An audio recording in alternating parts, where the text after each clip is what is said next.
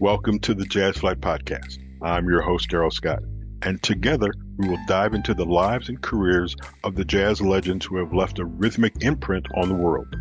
Be prepared to reminisce on the highs and the lows of their musical journey and the trials that sculpted their timeless musical gems.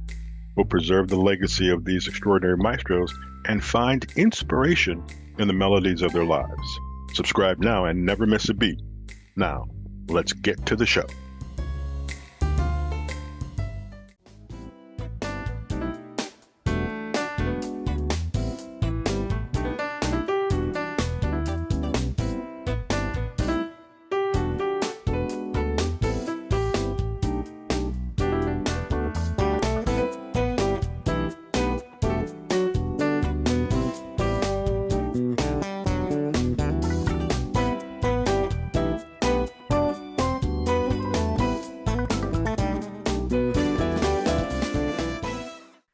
Everybody, welcome. This is the Jazz Flyte Podcast. I am Darrell Scott. Our guest today, I'm just going to mention some names. Gerald, Albright, Boney James, Ryan Culbertson, Piece of a Dream, Peter White.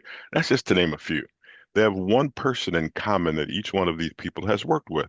He's our guest today on the podcast. His name is Oli Silk. Oli, how you doing?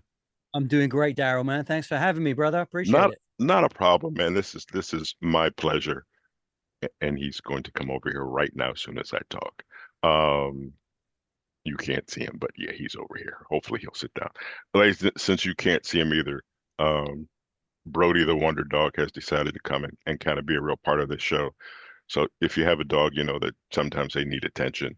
That would be right now. Ollie, here's my first question. You're based out of London, is that the way I understand it? Pretty much, yeah. I'm just outside of London. Yeah. How do you how what is the London jazz scene like? It's cool. It's cool. I mean, it's not like it once was, but it's, we have a couple clubs that bring guys over, smooth jazz guys, and Pizza Express is the mainstay, has been for sort of 16 or 17 years now. All the guys have played there, from Gerald, Albright to Brian Culbertson and Cos and Lington and all those guys. They come over. And that's kind of how I got to know a lot of these guys was through that connection. The club is nice. It's right in the West End of London, right in town there. So yeah, and that's still going strong, man. And I have a show there in a couple of weeks. I have a couple of nights there. It's a great club. We love it. It's about 120 seats. It's small. It's in a basement. It's a real jazz club feel. But it's really cool, man. So how does a resident of London build his reputation to where 99% of everybody who's from America is calling you to be on their show or produce their music or whatever? How did you do that? How did I do that? I mean, it took a long time. It took a long, long time. I guess the genesis of it all is just my love of American music and American jazz and funk, and just growing up with all of that influence. That's the music I wanted to make, ultimately. And so at the time that I was coming up, and I had my first couple of records and stuff, there really, the US was the only place to be, as far as Hmm. shows are concerned, and also the radio, and just the vibe was there in the States. So you know I didn't really make it my mission, like I have to conquer the US, but Hmm. it was just natural. Like the music that I was making was turning people on in the US, and one thing led to another, really. And I just, I started to come over regularly from the age of about 24, um sort of turn of the century, 2003, 2004.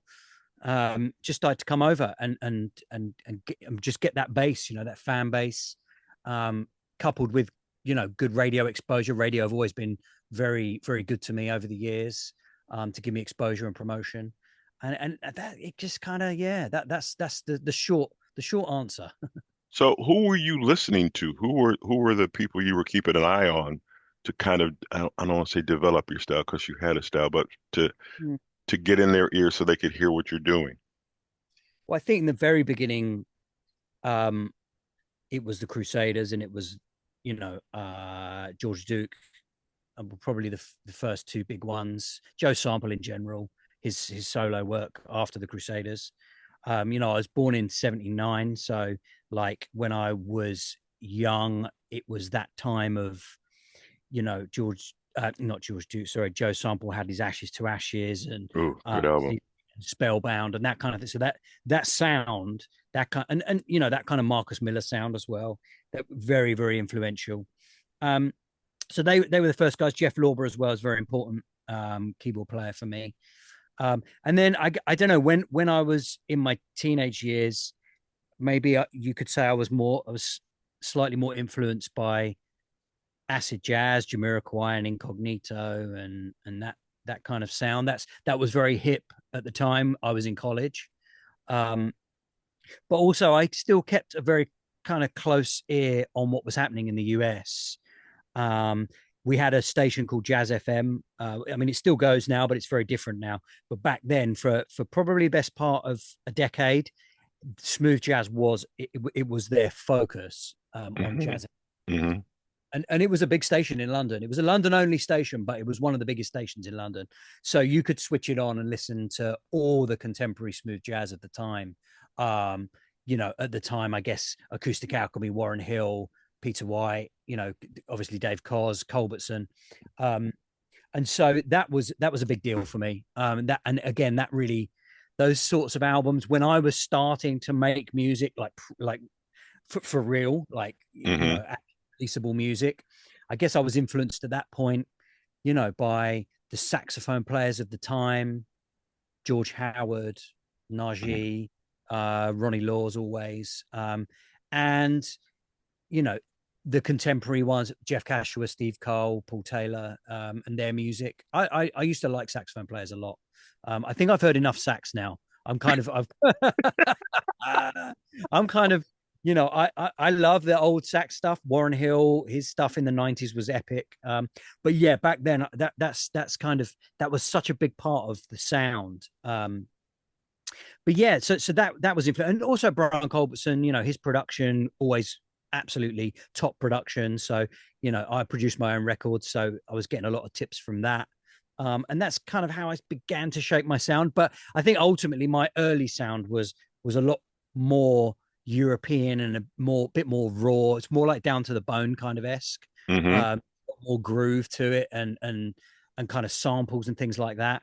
It was only later that I started to go more and more smooth. Nice. It's just good to talk to you. It's good to find out what happens on, as I said, the other side of the pond with this music. Why did you choose smooth jazz, whatever you want to call it? Oh, I don't know if I chose it necessarily as, it chose me. I know that's a cliche, but I think that just the music, it had morphed into the music that I grew up with in the early and mid '80s had morphed into smooth jazz. Let's say George Howard is a good example. Like George Howard's music was, a big part of what I listened to and consumed when I was like 6-7 years old. And then, when it was time to get involved in the scene, he was still, right, for a few years until he unfortunately passed, he was a big part of that scene. So yeah, I think a lot of Richard Elliott is another good example as well. Richard's early albums were very big in the jazz funk scene, and they were fresh. That kind of sound. He was very much a smooth jazz musician by the time we got to the late '90s. So right. I think it just seemed like the logical place to go. The home for my music was smooth jazz. Nice. It's funny that you mentioned George. That's him up there. Yeah, man, I see that. George, I think that's what reminded me of George. Yeah, George was a good guy. We had many conversations. He's the only guy. We were doing an interview, and he said, "Can you turn the tape recorder off?" I'm like, sure. Did I say something wrong? He goes, "No, we just don't need everybody to hear all of this." I'm like, okay, not a problem. That's what we'll do. So if you had to say, who gave you your first break in the U.S.? Who was the first person that said, "I want you"? Well, I'd say in the US, the kind of story is that I'd just done the second record with a friend of mine. It didn't start as Oli Silk. It started as Sugar and Silk. And there was two of us. So it was a duo. And we put two records out at the turn of the century. We were two college buddies. He was a bass player. We'd done these two records, as I say, kind of a little bit more kind of down to the bone, groovy, a little bit more raw, but they did okay. They did okay over here. They did pretty well. And they got quite a lot of attention. So we were getting shows and stuff. And when it came to making the second one of those records, an old school buddy of mine put me in touch with a saxophone player who he was house sharing with in London. He called me up out of the blue and said, "Oh, do you remember me? We used to go to school together." "Oh, hey, man. Yeah." He's like, "Actually, I'm living with this saxophone player, and I think you're going to really dig what he does." And I told him about you. You guys should get together. And so we did get together. And we scoped each other out, and I went to listen to him play. The guy's name was James Vargas. And he like we were like, yeah, we have to work together. You know, you got the vibe. Mm-hmm. I like. So he ended up playing on the second record that Sugar and Silk did. And then soon after that was released, we were like, well, you know, we've got a good working relationship here. Well, let's do an album for you. Let's do a record for you and see what happens. So we did more of a smooth record for him. I mean, it was cool, man. I mean, I really did. When I listened back to that record, it was a great record. A bit more smooth, obviously sax led, and that got eventually got the attention of Trippin' in Rhythm Records, who I've been with ever since. Trippin' in Rhythm Records, who at the time were, you know, flying high with the Jazz Masters, Paul Hardcastle, but they hadn't done a lot else. They were basically Paul Hardcastle's record label at that time. Right. They didn't have many other artists. They only had a couple of other guys. And they were like, we love this guy. We love this James Vargas record. It'd already been out a little while in the UK, but the guy at Trippin' Records said, I want to sign this and get it into America. So we signed the deal, and that was in early 2004. And then very quickly from there, we had a radio hit in the States. And then we got calls from Art Good at the Catalina Jazz Festival on the West Coast there. We got calls from a guy called Scott Pedersen, a promoter in California, and we set up a short tour at the end of 2004. So I'd say that, and I came over with him as kind of his musical director. We put a band together. We were still super green, man. We didn't know what the hell we were doing. We got some great cats to back us up and play his set. And we did a short tour in 2004. We then went back and did another tour in 2005. And that was my first real taste of being in the States. So I'd say that was my break into the States. And then, I mean, to cut a long story short, when we got back in 2005, it was time to do the second record. And he was kind of wavering whether he wanted to stay with this record label or not. He'd been courted by some other record labels. And we had a kind of... we had a magnanimous, I think, split at that point. And I kind of do other things. He wanted to go his separate way. So then I had this contact with Trippin' in Rhythm Records. And I said, well, you know, James has gone his way. Would you like, you know, I can do a record. I can do a keyboard record if you want. Right. And they were, sure, do something for us and we'll see what happens. And that was the beginning. That was 20 years ago, almost to the day. That was 20 years ago. So... and I've been recording for them ever since. So you're only 25. That's a good thing. Yeah, so let's listen to some of your music. I love this title, "Chill or Be Chilled," from our guest Oli Silk on the Jazz Flyte Podcast.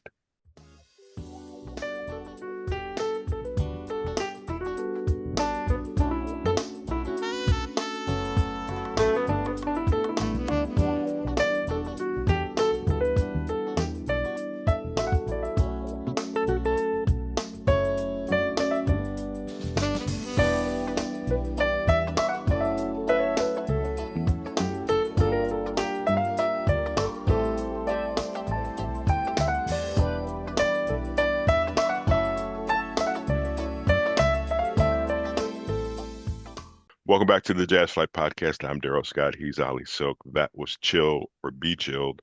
I'm always interested in titles and lyrics and stuff like that. Where did the title come for this song? I wish I could remember. You know, we're going back some. I mean, it was just a play on "Kill or Be Killed," I suppose. I must have seen it somewhere. I must have seen it. Maybe it was in a book title, or I must have seen it. And it just things like that. I'm just like, oh, "Kill or Be Killed, chill or be chilled." Okay, yeah, let's see. And I write it in my little notebook with all my other song titles. Nothing gets titled until the end, right at the end of the record. Like everything is all done, and then it's like, right now we have to title these things because instrumental music. It's not straightforward.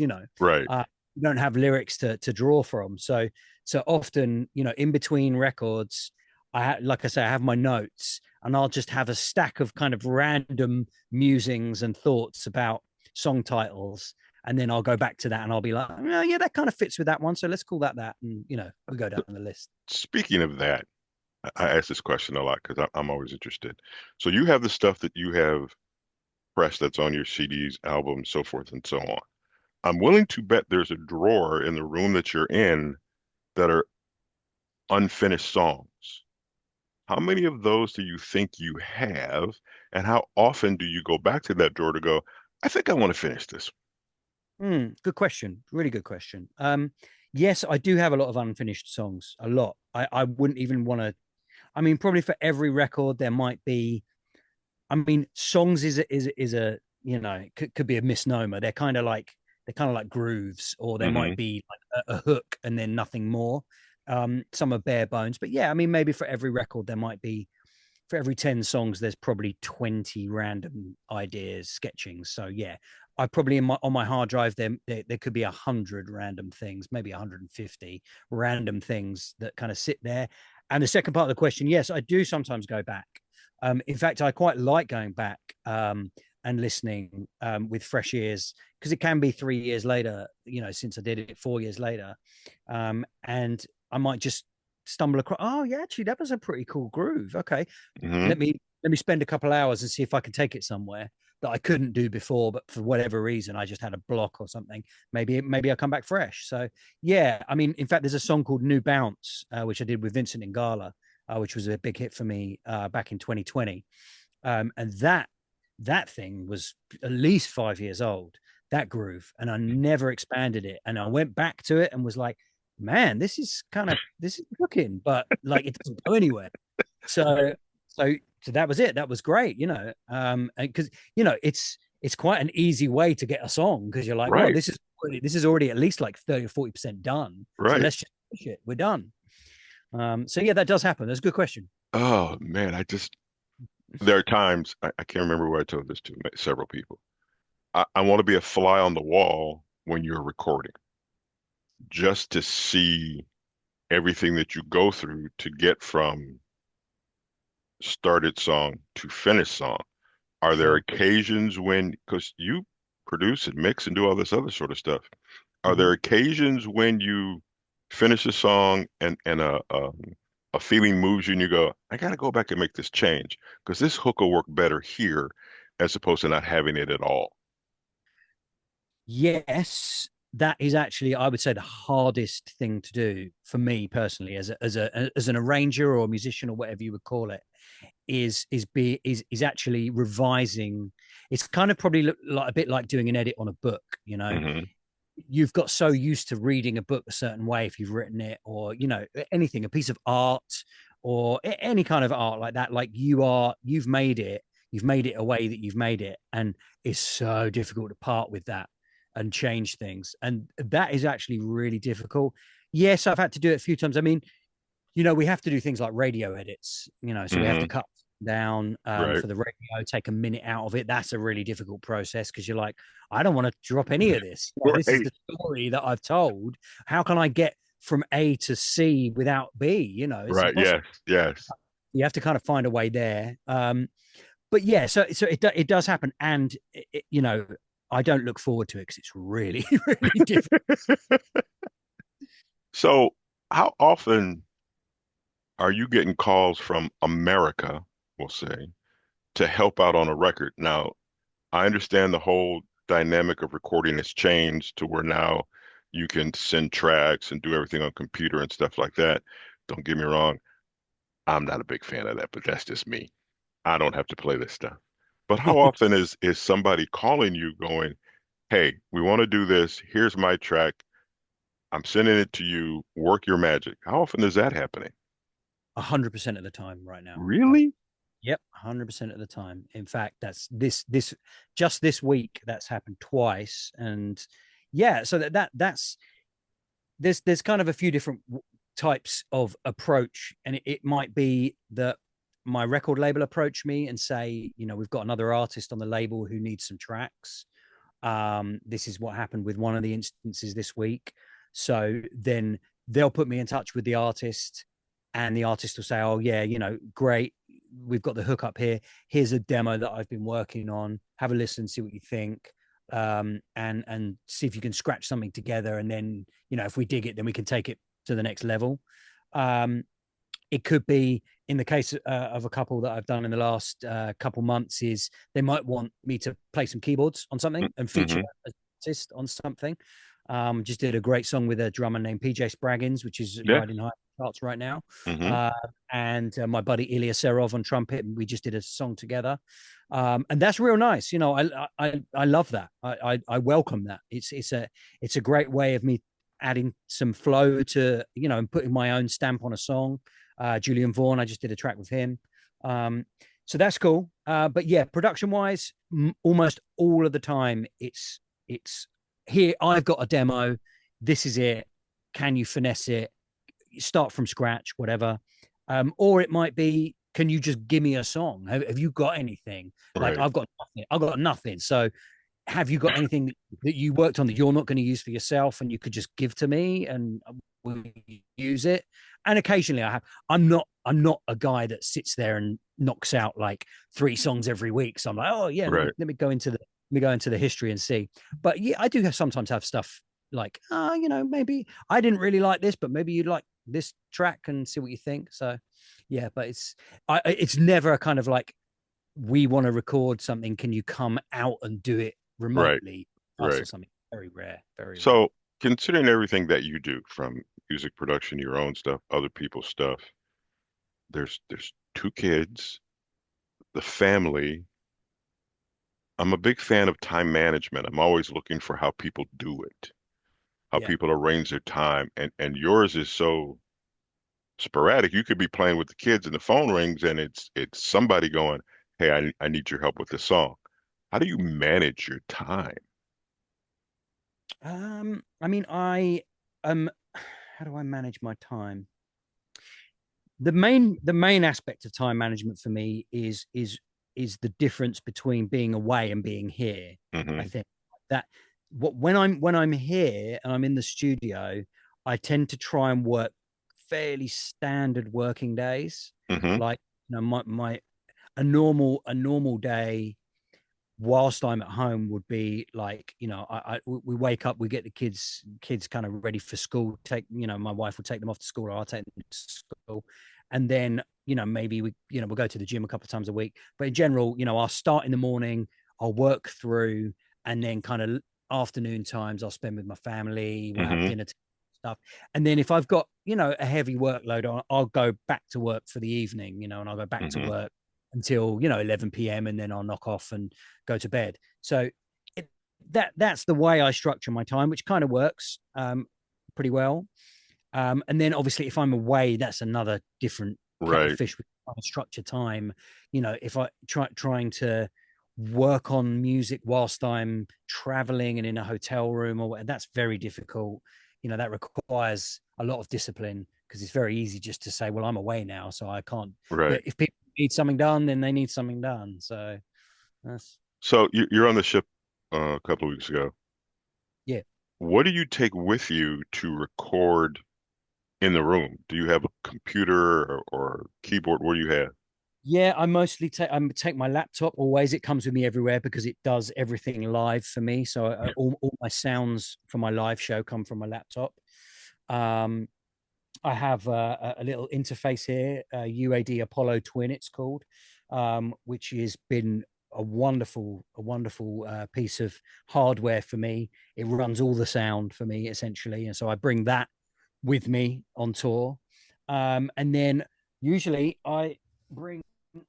Well, I would anyway for my live shows, is I bring my guitar, which is great because I obviously use this on stage, but also I can use this to, to produce music whilst I'm in the hotel room. So I can play it, hook it up to the laptop on the, whatever hotel table you may get. Right. And you have a studio there. In fact, I'll give you a little piece of inside info that not many people know, and that is that in general, what you want is if you have everything lined up in front of you on a hotel, let's say like Marriott's are quite good. Marriott hotels, they've got a nice deep desk. Mm-hmm. But if you have everything lined up on there and you've got a laptop and then you've got the keyboard in front of it, it's very difficult to get to the laptop to do stuff and then play the keyboard. So a tip, if anyone really cares, which they probably don't, but if they do, is you get the ironing board out from the closet. You put it on its lowest setting, and then you put it in an L shape. You run it under the desk on one side, and then you put the keyboard on there, and then you put the laptop on the desk, and then you've got like an L shape setup, so you can play the keyboard like that, and you can do the computer in front of you. I have this vision in my head now, and it's hysterical. But the other thing too is I'm still trying to decide whether or not I want to be in the room next to you or not. But that's very interesting. Let's listen to one more song, another title which I love, which is The Story of My Life. This is Out to Lunch by Oli Silk on the Jazz Flyte Podcast.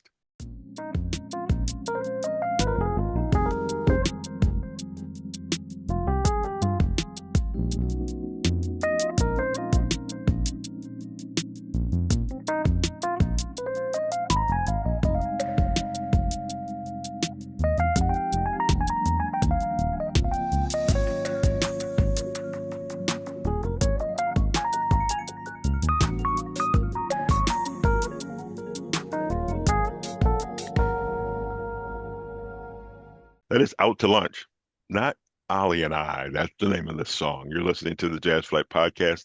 Guest is Oli Silk. Oli, as we get ready to wrap up everything, I'll say it this way. How much are you working on right now? Right now, we've got, as I told you before the song, like running a few different productions for different artists right now. Some good stuff. There's a cat named Slim Gambill, a guitar player. He's a new signing to Tripping Records, so I'm working on a track for him, which is really hot. That's going to be cooking. Doing a couple of other things. I'm currently starting work with Jeff Ryan, another good buddy of mine, and a great saxophone player. So me and him are working on a couple of things, and then once that's done, or at the same time, I'm beginning to do an EP, which is my next thing. I'm not going to do another album. I'm going to do an EP, which will be out hopefully next spring, 4 or 5 tracks on it. Because that's the way things are going at the moment. So I'm going to try the EP thing and see how that goes down. I was going to say, why an EP and not a full project, CD, album, or whatever? Well, I mean, for one, it takes me a long time to do a full album. I'm not, I'm not a 1 a year guy. I'm not even a 1 every 2 year guy. In fact, a lot of times I'm a 1 every 4 year guy. And I know that frustrates a lot of people. And it frustrates me too. So it's kind of got to the point where that just feels like a mountain to climb right now. So I'm going to do this EP thing. It seems like I can, 4 tracks, maybe 5 tracks feels like I can get that done this year.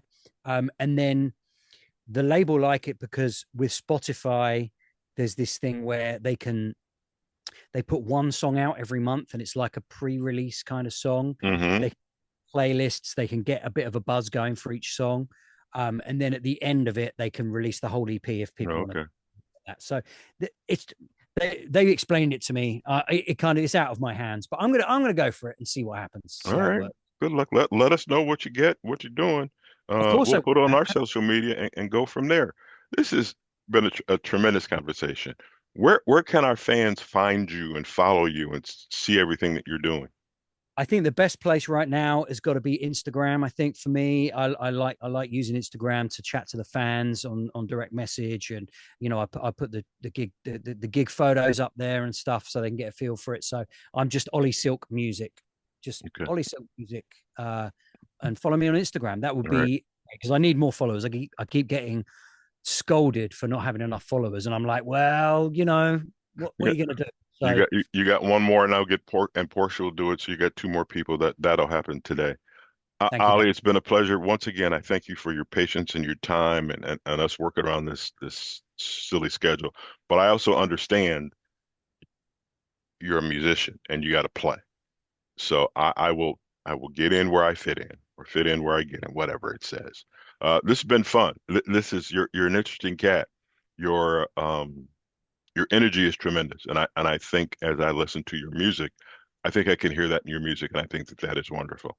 That's very Ladies, sweet. Thank you. not a problem. Ladies and gentlemen, thank you for listening to the Jazz Flyte Podcast. You enjoy what you do, subscribe. And let's do that and let's get more subscribers and we'll get more music out to you. So once again, we will talk to you next week.